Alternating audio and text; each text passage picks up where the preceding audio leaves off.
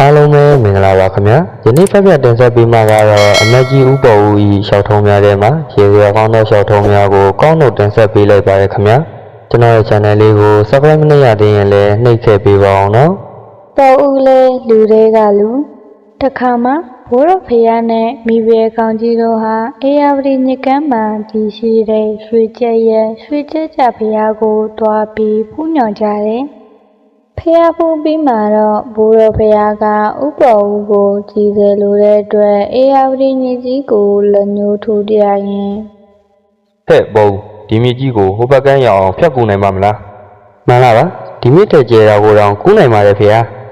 တဲလီကျဲတဲ့ကောင်ပဲကဲကူးပြလဲမိန်တော်မြတ်အတိုင်းပါဖေဟာမမကြီးဥပေါ်ဦးကကြောကြောဆူဆူပစိုးကရောင်ကြိုက်ပြီးညကန်းဆက်စီတည်ဆင်သွားရာ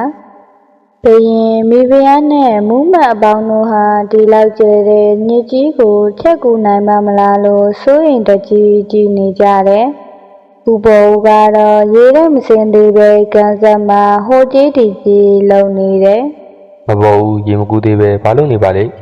အတန်ကြာစောင့်ကြည့်တော့လဲဥပေါ်ဦးရေမကူးသေးတာမို့ဘူရဘုရားဟာစိတ်မရှိတော့ပဲမင်းချင်းတူကိုခေါ်ခိုင်းလိုက်တယ်ဟဲ့မင်းချင်းမပေါ်ဘူးကိုတော့ခေါ်စမ်းမင်းချင်းကအပြေလာတောက်ခေါ်တာမို့ဥပေါ်ဦးလဲကန်းဆက်ကကြံတက်လာတယ်ဟဲ့ပေါ်ဦးမြစ်ကိုဖြတ်ကူမယ်ဆိုပြီးမကူးသေးပဲဟိုပြေးဒီပြေးနဲ့ဘာလို့နေတာတော့လေရှာနေတာပါဖေဟာဟဲ့လေကဘာလို့ဖို့လဲလေနဲ့မြစ်ကိုဖြတ်ကူမလို့ပါဖေဟာဟဲ့နင့်ကိုဒီတိုင်းကူးခိုင်းတာလေလေနဲ့ဆိုမှတော့လူတိုင်းကူးနိုင်တာပေါ့ဟာမှန်လားပါကျွန်တော်မျိုးငါပေါ်ဦးလဲလူတွေကလူမို့လေနဲ့မှကူးနိုင်မှာပါဖေဟာဟောဒီလိုလားဟုတ်ပြီသားပဲ